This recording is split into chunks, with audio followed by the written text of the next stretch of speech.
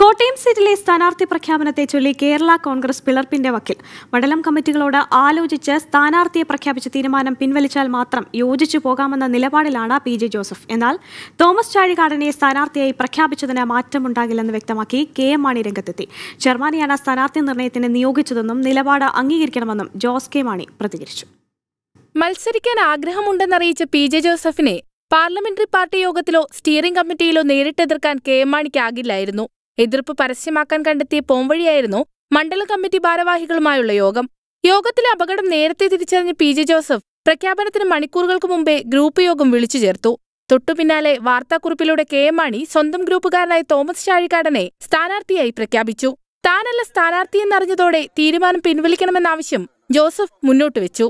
UDF നേതാക്കൾ, പ്രത്യേകിച്ച് കോൺഗ്രസ് നേതാക്കൾ ഡൽഹിയിലാണ്. ഡൽഹിയിൽ നിന്നും അവർ മടങ്ങിയെത്തിയാൽ UDF നേതൃത്വവുമായി ആലോചിച്ച് അനന്തര പരിപാടികൾ രൂപീകരിക്കുന്നതാണ്. എന്നാൽ പ്രവർത്തകരുടെ വികാരം കണക്കിലെടുത്താണ് സ്ഥാനാർത്ഥി പ്രഖ്യാപനമെന്നും ഇത് പിൻവലിക്കില്ലെന്നും കെ എം മാണി പ്രതികരിച്ചു.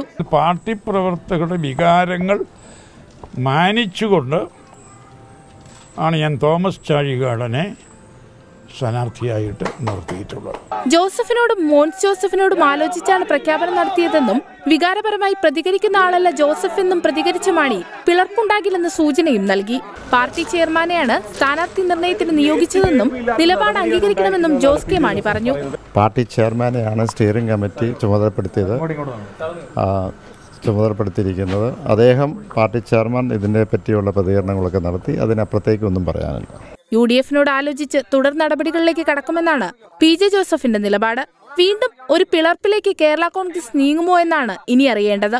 24 കോട്ടയം.